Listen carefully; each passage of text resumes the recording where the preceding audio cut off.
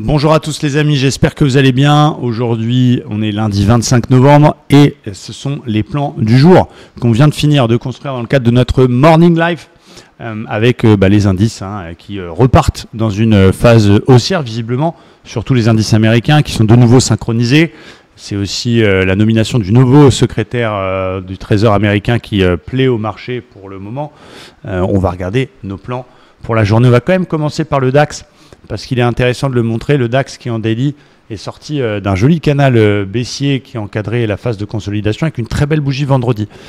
Cela dit, je trouve que c'est encore un peu tôt pour s'enflammer sur les achats full parce qu'il est quand même dans une espèce de range que je vous ai marqué ici en jaune et je préférais qu'il passe au-dessus des 580-600 pour dire voilà, il casse son plus haut précédent daily en plus en confirmation.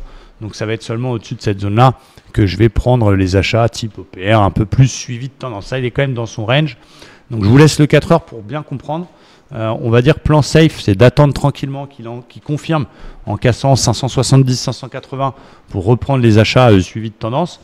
Plan un petit peu plus prudent, c'est de surveiller. Il y a un petit gap à combler de ce matin et pourquoi pas un petit excès baissier pour aller chercher les anciens tops, la zone numéro 2 sur un signal vers 340 et naturellement dans un range, on va surveiller le bas du range et donc pourquoi pas un achat plus bas sur la zone 19080, 19100 qui correspond au bas du range. Je voulais vous montrer le DAX parce que je pense que c'est important de bien faire comprendre ce range à tout le monde.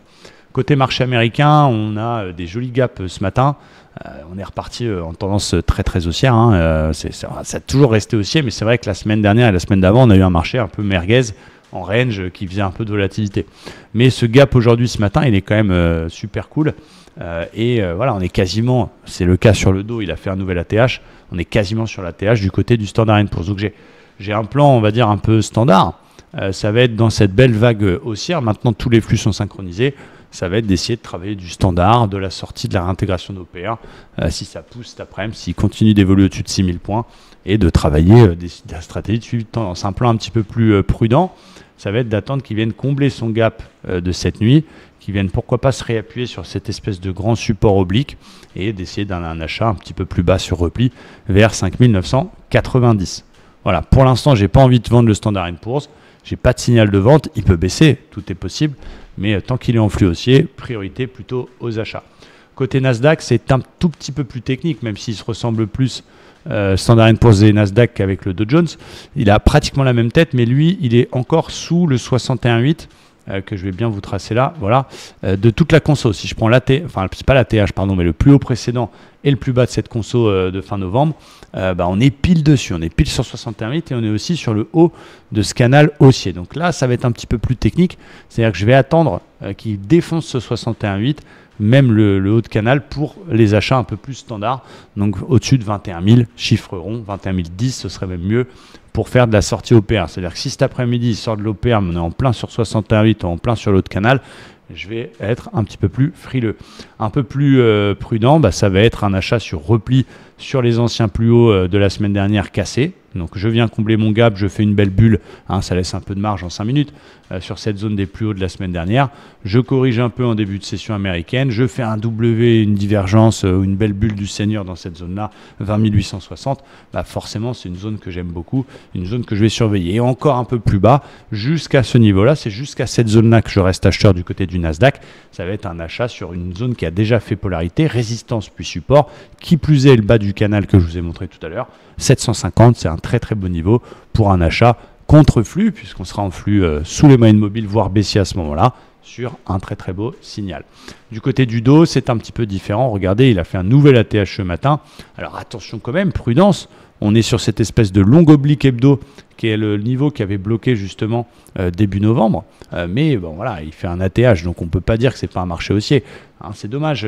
Il y a toutes les zones qu'on avait bien vues. Cette belle zone de polarité ici qui a très bien marché la semaine dernière. C'était vendredi. On est venu casser pullback. Donc ça montre en tout cas que la vision analyse technique, la vision zone que l'on peut avoir a encore de beaux jours devant elle, même si parfois, malheureusement, on ne peut pas en profiter. Attention à cette zone hebdo, cette grande ligne hebdo, mais voilà, on est sur un marché qui fait des ATH, donc on est sur un marché très haussier. Bon, je serais un peu frileux parce que c'est moins mon style d'acheter une cassure ATH cet après-midi début de session parce que ce serait les ATH, cassure OPR, pardon, mais j'irais pour être systématique. Je serai plus à l'aise dans un repli. J'ai repéré une petite zone polarité qui est sympa vers les 270, que j'aime beaucoup, que j'ai mis en zone 2. Et puis en cas de grosse conso, même s'il ne faudra pas que ce soit trop rapide, il ne faudra pas que ce soit cet après-midi à l'open, parce que s'il perd un 80, on sera forcément moins chaud d'acheter. Mais peut-être plus tard dans la semaine, on a des grosses news, on a les minutes de la Fed, on a les PCA, chiffres inflation également mercredi, on a le PIB US, on a quand même pas mal de choses. Bah, on surveillera cette belle polarité de nouveau 800-820 en cas de retest sur une petite consolidation pour un achat. Tant qu'il est au-dessus de 820, je privilégie les achats, j'essaie d'exploiter tous les setups de reprise. On verra si j'ai les coronesses d'acheter une cassure OPR sur cassure AT cet après-midi. Je préférerais des tout petits replis, bien évidemment. Voilà ce que je vois en tout cas du côté des indices. J'espère que c'est clair pour vous. Merci à tous et je vous dis à cet après-midi pour les membres de l'école. Ciao!